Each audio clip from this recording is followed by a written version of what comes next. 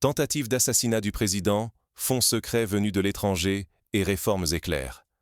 Que se passe-t-il vraiment au Burkina Faso? Le pays retient son souffle après une tentative de coup d'État visant le capitaine Ibrahim Traoré, président du Faso. Derrière cette attaque manquée, les autorités pointent du doigt Paul-Henri Sandaogo Damiba, ancien chef d'État, comme le cerveau du complot. Tout s'est accéléré lorsque El Hadj Madissak Kandeh, présenté comme complice principal, a été arrêté. Selon les enquêteurs, il aurait effectué une mission de repérage dans la résidence présidentielle, filmant les lieux pour préparer l'assaut. Mais ce n'est pas tout. Kandeh a reconnu avoir reçu un important financement venu de la Côte d'Ivoire, preuve du soutien extérieur à cette entreprise déstabilisatrice.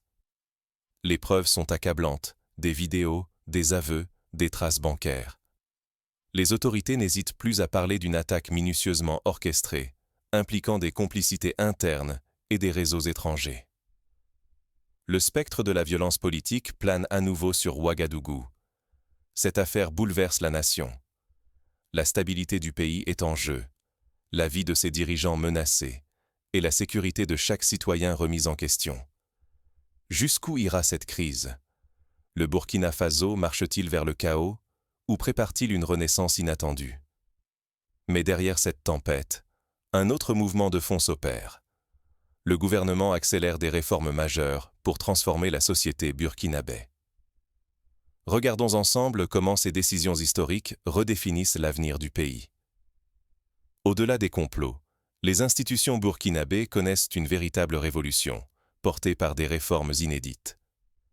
Découvrons maintenant comment ces transformations visent à renforcer la résilience nationale. Une nation sous pression. Comment le Burkina Faso affronte-t-il la double menace du terrorisme et de la déstabilisation interne? Ces derniers mois, le pays traverse une zone de turbulence inédite. Une tentative de coup d'État, orchestrée dans l'ombre par un réseau bien organisé, a failli plonger la nation dans le chaos. Les autorités burkinabées ont révélé l'implication de figures majeures, dont l'ex-président Paul-Henri Sandaogo Damiba, désormais arrêté et interrogé. L'enquête met au jour des complicités locales et des liens transfrontaliers, notamment des financements suspects venus de la Côte d'Ivoire, preuve que la menace ne connaît pas de frontières. Face à cette situation, la mobilisation des forces de sécurité a été immédiate. Les services de renseignement, appuyés par l'armée, multiplient les opérations et les investigations. Chaque détail compte, car la moindre faille pourrait être exploitée par les groupes terroristes ou d'autres acteurs cherchant à profiter de l'instabilité. La sécurité du président Ibrahim Traoré est renforcée, tout comme celle des institutions, pour éviter tout nouveau coup de force. L'enjeu est vital, la survie même de l'État est en question. Mais la menace ne vient pas seulement de l'intérieur. Depuis plusieurs années, le Burkina Faso subit des attaques terroristes régulières, menées par des groupes armés qui visent à semer la terreur et à affaiblir le pouvoir central. Villages incendiés, routes coupées, populations déplacées, l'équilibre du pays est sans cesse mis à l'épreuve. Dans ce contexte, renforcer l'appareil d'État devient une urgence. Le gouvernement a adopté une stratégie de résilience, combinant répression et réforme. Parmi les mesures phares, la loi sur les volontaires pour la défense de la patrie, ou VDP, permet à des citoyens de s'engager aux côtés des forces de sécurité pour défendre leur communauté. Plus de 20 000 volontaires sont déjà mobilisés dans tout le pays. Mais cette initiative, bien que courageuse, montre aujourd'hui ses limites. Manque de moyens, formation incomplète, difficultés de coordination avec l'armée régulière. Les VDP font face à des adversaires souvent mieux équipés et organisés. Dans ce climat d'incertitude, chaque décision prise par le gouvernement compte. Car si les institutions vacillent, c'est la sécurité de chaque citoyen qui est menacée. L'inaction ouvrirait grand la porte aux extrémistes et aux partisans du chaos, mettant en péril le tissu social, l'économie et l'avenir de toute une génération. Pourtant, le Burkina Faso refuse de céder. Le pays s'organise, innove et transforme chaque menace en une occasion de renforcer l'État. Mais comment ces réformes vont-elles changer durablement le visage du pays? Quelles mesures concrètes sont mises en place pour restaurer la confiance et bâtir une société plus sûre et prospère? Pour comprendre l'ampleur de cette transformation, découvrons les grandes réformes lancées par le gouvernement et comment elles entendent redonner espoir à toute une nation. Face à la crise, la riposte ne se limite pas à la sécurité. Le pays investit dans l'avenir. Au cœur de l'ouragan politique, le Burkina Faso fait le pari audacieux de réformer en profondeur ses institutions et de miser sur des investissements colossaux pour bâtir sa résilience. Un choix ambitieux, où chaque décision engage le destin du pays tout entier. Première grande mesure, la transformation de l'initiative présidentielle Faso-Maïbo en une véritable agence d'État. Désormais dotée d'un statut institutionnel renforcé, cette nouvelle agence reçoit des moyens matériels et humains inédits pour piloter la modernisation des villes et lancer les infrastructures d'envergure attendues par la population. Il ne s'agit plus d'un projet ponctuel, mais d'un acteur central du développement national, disposant d'une direction générale et d'un conseil d'administration pour superviser l'ensemble des chantiers. En parallèle, le gouvernement s'attaque à la question sensible de la sécurité communautaire. Une nouvelle ordonnance vient d'être adoptée pour encadrer le fonctionnement des volontaires pour la défense de la patrie. Désormais, le dispositif gagne en flexibilité, tout en garantissant davantage de protection sociale aux volontaires mobilisés sur le terrain. Cette évolution vise à consolider le lien entre les populations et les forces de défense, condition essentielle pour restaurer la confiance et la stabilité. Mais la stratégie ne s'arrête pas là. Le Conseil des ministres vient de donner le coup d'envoi à une série d'investissements prioritaires, couvrant l'éducation, la santé, l'agroalimentaire, les infrastructures et même le sport. Des projets structurants sont lancés partout dans le pays pour améliorer l'accès à l'école, renforcer les hôpitaux, soutenir la production locale ou encore offrir de meilleures conditions pour l'épanouissement de la jeunesse. C'est un véritable plan de relance nationale qui cherche à irriguer toutes les sphères de la société burkinabé.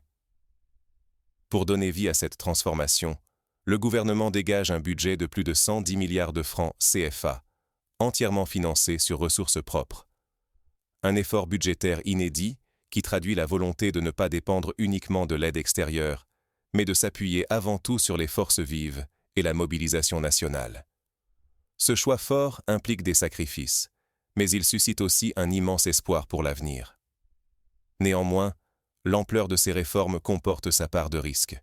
Si les grands chantiers venaient à dérailler ou si les investissements étaient mal gérés, le Burkina pourrait perdre plusieurs années de progrès et voir s'amplifier la défiance envers les institutions.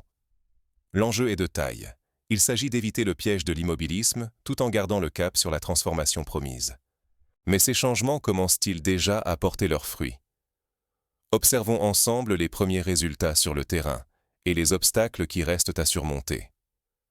Les paris du gouvernement peuvent-ils vraiment transformer la crise actuelle du Burkina Faso en une opportunité historique? C'est la question centrale, alors que le pays tente de sortir de l'ombre des instabilités récentes pour construire un avenir résolument tourné vers la résilience et le développement durable. Première avancée majeure, le renforcement de la capacité institutionnelle. Avec la création d'agences dotées de nouvelles structures de gouvernance, comme une direction générale et un conseil d'administration, l'État veut garantir une meilleure efficacité et transparence.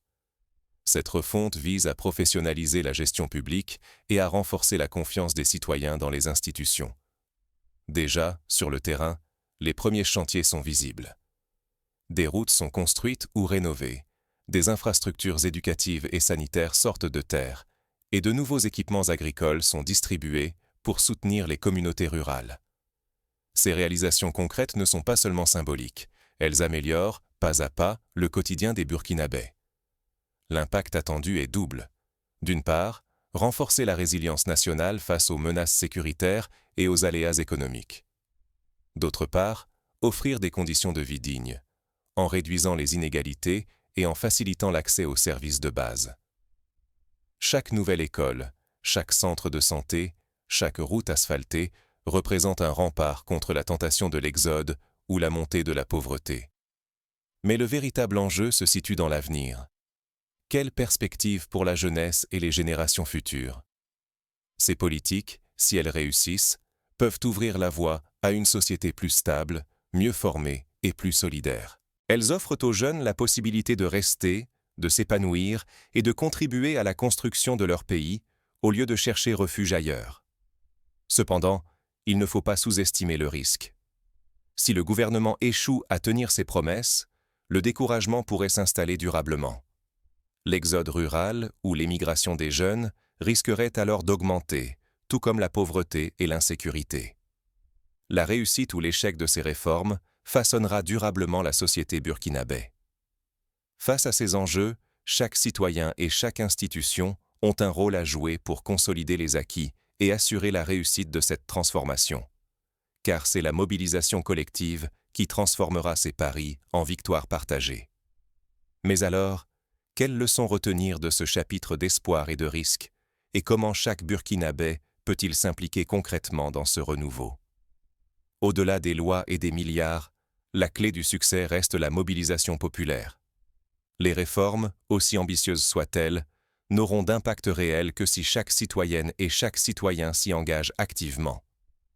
Le destin du Burkina Faso ne se joue pas seulement dans les bureaux ministériels, mais dans les rues, les écoles, les quartiers et les villages du pays. D'abord, la participation citoyenne est essentielle. Défendre la nation, soutenir le développement local et s'approprier les changements institutionnels, c'est l'affaire de toutes et tous. Que ce soit à travers le volontariat, l'engagement associatif ou la vigilance quotidienne, chaque geste compte pour renforcer la stabilité collective. Ensuite, de nouveaux mécanismes d'imputabilité et de gouvernance voient le jour. Avec la création d'agences publiques dotées de conseils d'administration indépendants, le contrôle citoyen prend une nouvelle dimension.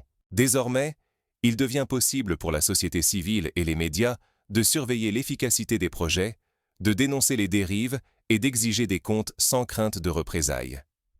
Pour la jeunesse et les entrepreneurs locaux, ces réformes sont aussi une promesse d'opportunités inédites. Les grands chantiers d'infrastructures, la digitalisation de l'administration et le soutien aux entreprises locales ouvrent de nouveaux horizons pour l'innovation, la création d'emplois et l'émancipation économique. Il appartient aux jeunes talents d'oser, d'inventer et de bâtir le pays de demain. Mais attention, chaque acquis est fragile. L'histoire récente montre que sans une vigilance collective et une solidarité sans faille, les meilleures réformes risquent de rester lettre morte ou d'être récupérées par des intérêts particuliers. Il revient à chacun de défendre les progrès accomplis, d'alerter en cas de dérive et de préserver l'esprit d'unité nationale. Sans implication de tous, même les décisions les plus courageuses du gouvernement n'auront qu'un effet limité. L'avenir du Burkina Faso dépend donc de la capacité de son peuple à s'unir, à se mobiliser et à veiller sur la construction d'une société plus juste et plus forte. En conclusion, voyons concrètement ce que chaque Burkinabé peut retenir et mettre en œuvre dès aujourd'hui pour devenir acteur de cette transformation collective. Le Burkina Faso n'est pas qu'un théâtre de crise, c'est aussi une nation de bâtisseurs, un peuple qui refuse de se résigner face aux épreuves. Oui, les menaces sont réelles, les tentatives de déstabilisation et les tensions pèsent lourdement sur le pays. Mais chaque défi devient l'occasion de repenser, de reconstruire, d'avancer collectivement vers un avenir meilleur. Ce qui se joue aujourd'hui va bien au-delà des faits divers et des titres alarmants. C'est la capacité d'un peuple tout entier à se rassembler pour écrire son propre destin qui est mise à l'épreuve. Les réformes en cours ne sont pas de simples ajustements administratifs. Elles symbolisent la volonté d'ancrer la stabilité et la prospérité sur la durée. Cela implique la mobilisation de chacun, à tous les niveaux.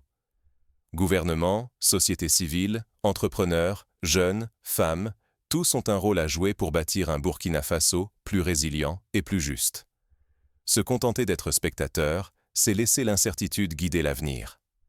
Mais s'engager, agir, même à petite échelle, c'est prendre part au changement et transformer la crise en opportunité. L'histoire montre que les nations les plus admirées sont celles qui, dans l'adversité, ont su se relever et se réinventer. Le Burkina Faso n'échappe pas à cette règle. Son avenir dépend de l'engagement de tous, aujourd'hui plus que jamais. La solidarité, la vigilance et la créativité seront les fondations indispensables de cette nouvelle ère. À chacun d'entre nous de décider quel héritage nous voulons laisser. Allons-nous rester prisonniers du passé ou choisirons-nous de tracer une nouvelle voie,